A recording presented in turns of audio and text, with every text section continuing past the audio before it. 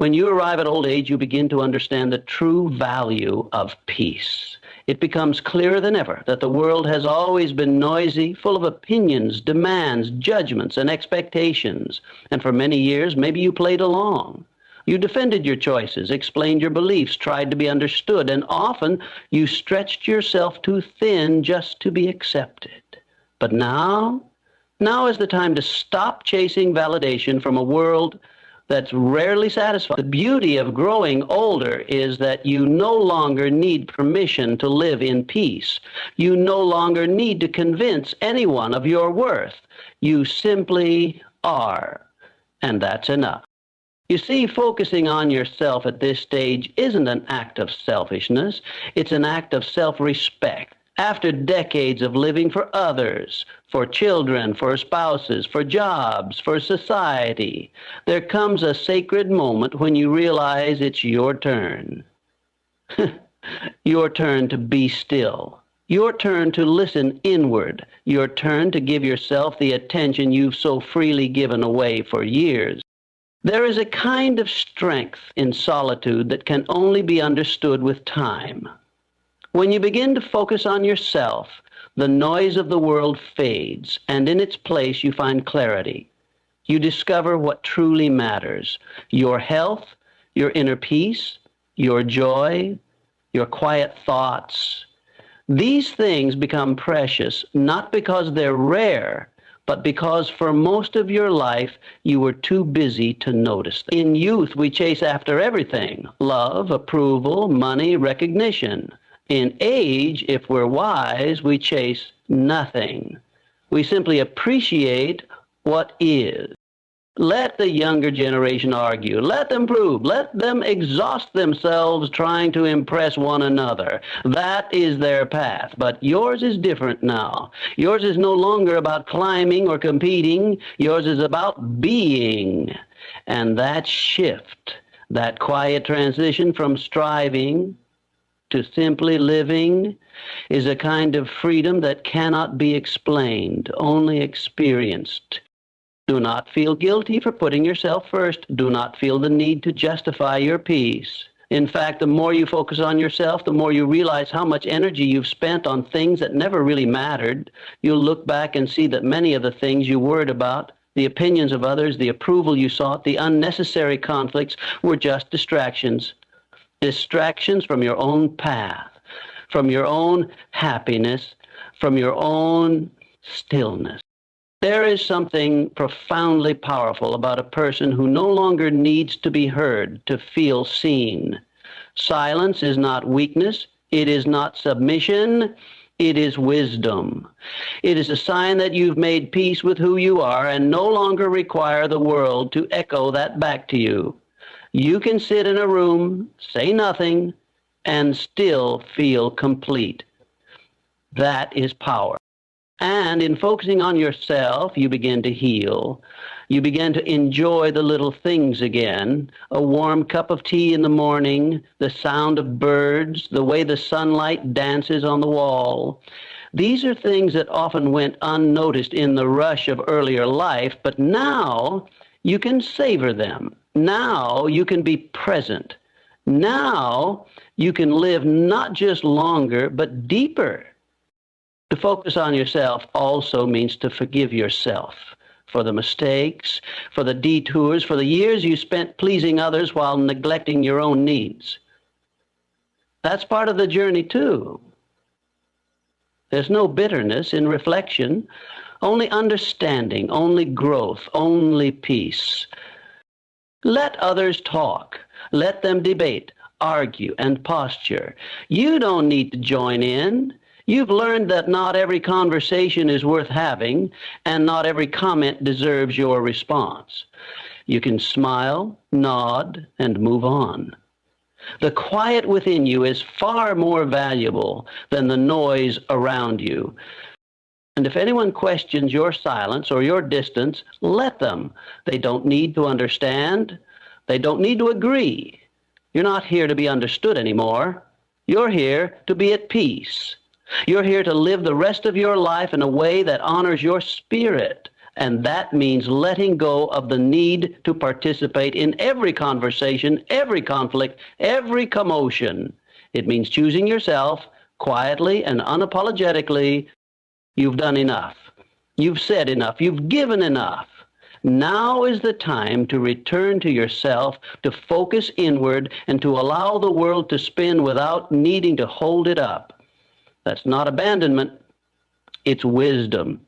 It's the realization that the most important relationship you'll ever have is the one you have with yourself.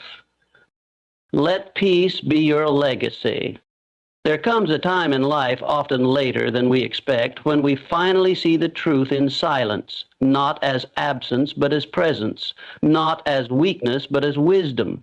We live in a world where people speak quickly, loudly, and often without thinking. Everyone seems to be in a rush to be heard, to be right, to dominate the room. But as we grow older, we begin to realize something most people miss, that silence holds more power than speech ever could. In youth, you're taught to speak up, to make your point, to assert yourself.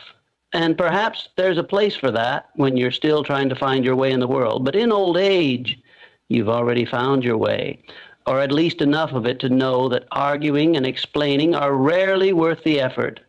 You no longer need to prove you're wise. You simply are. Your silence doesn't mean you have nothing to say. It means you've learned that not everything needs to be said.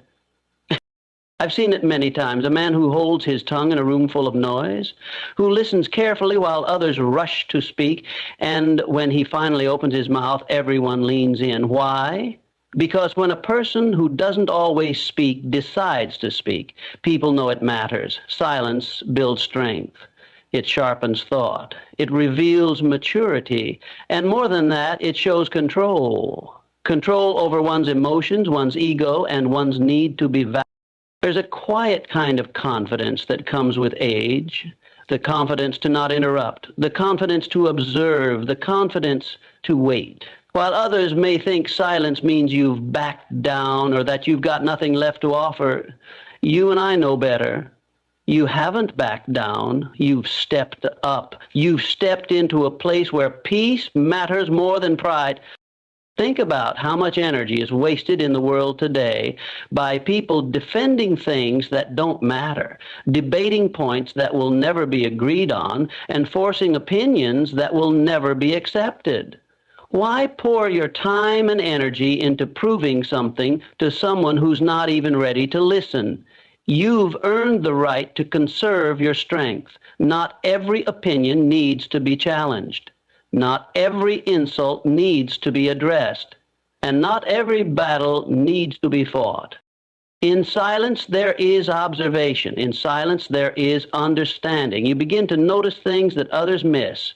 The way someone speaks tells you more than their words. The way they carry themselves, the energy they bring into the room. Those are the real conversations. And you don't need to speak to read them. You don't need to react. Just observe, absorb, and respond only when your words will uplift, not escalate.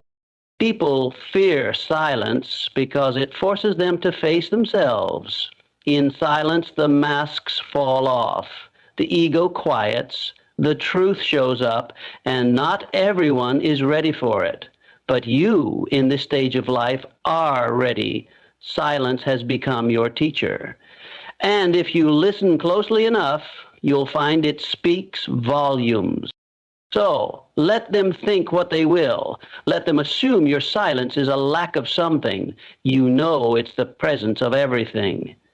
You've lived enough, seen enough, and endured enough to know that being loud is easy, but being still, that takes strength, that takes discipline, that takes understanding of who you are.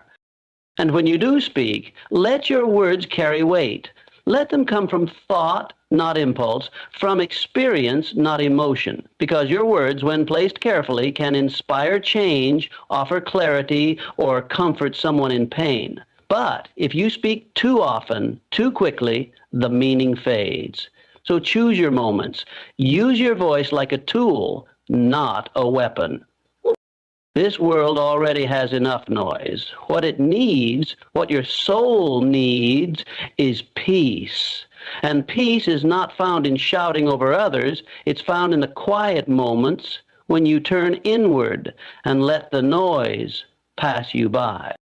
There's a lesson I've come to cherish. Sometimes the most powerful response is no response at all. Sometimes the greatest wisdom you can share is the quiet example of a life lived with grace, restraint, and dignity.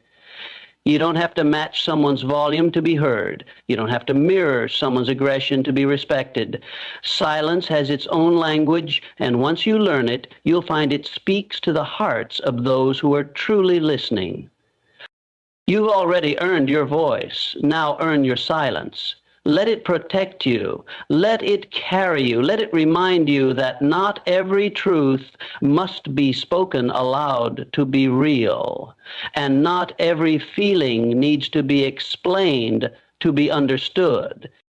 And when the world becomes too loud, too fast, too chaotic, remember that you don't have to match its pace. Just breathe, stay still, and let your silence speak for you. Let silence be your strength.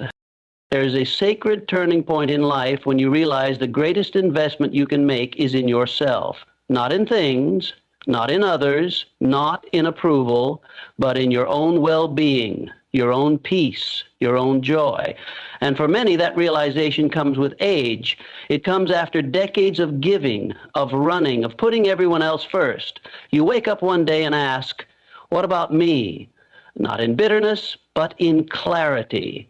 Because in old age, you begin to see that self-focus is not selfishness. It's self-preservation. It's survival. It's sanity. You've likely spent most of your life focused outward. You gave everything you had to your work, your family, your community. You sacrificed sleep, dreams, comfort, and time so others could thrive.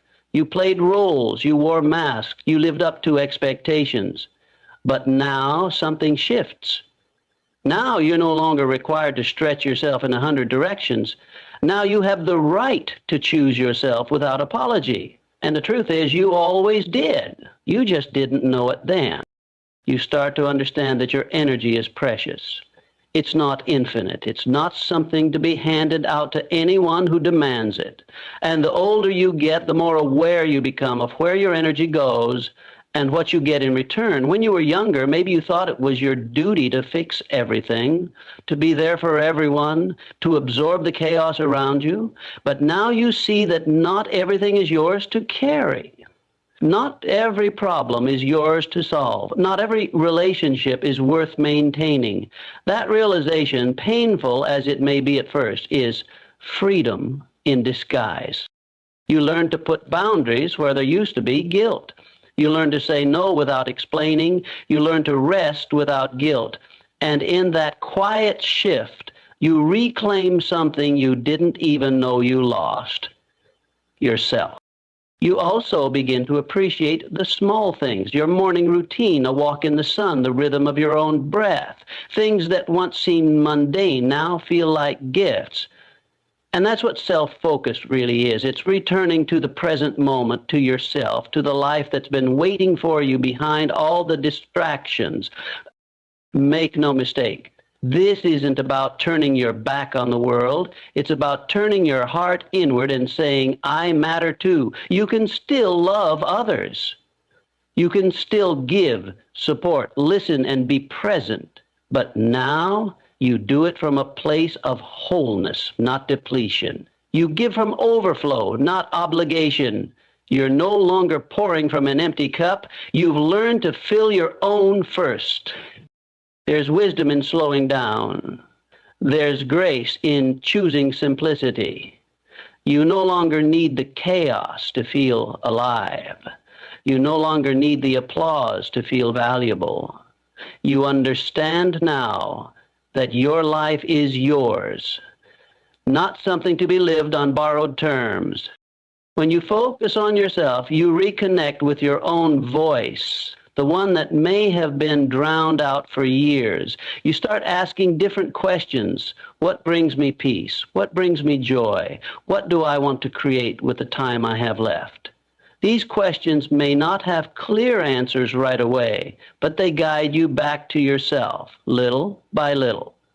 Breathe and breathe. You begin to look at your days differently. Every hour matters more. You protect your time with the care it deserves. You think twice before allowing drama, negativity, or nonsense into your space. Not because you're cold, but because you're finally aware of how valuable your peace is. And perhaps most importantly, you learn to forgive yourself for the years you lost to fear, for the boundaries you didn't set, for the times you betrayed your own needs to keep others happy. But that was a part of your journey too. Don't carry regret, carry wisdom. It brought you here, and here now is where you begin to live more intentionally, more gently, more truthfully. So when people ask why you're quieter these days, why you keep to yourself more, why you no longer entertain every invitation or conversation, let them wonder. You don't owe the world an explanation for your healing. You don't owe anyone access to the parts of you that are still learning how to breathe again. This chapter of your life is for you, and not everyone needs to be a part of it. There's no need to chase anything anymore. You've done enough. You've been enough. Now is the time to simply be, to be still, to be present, to be at peace. You spent a lifetime surviving. Now it's time to start truly living for you. Let self-focus be your revival.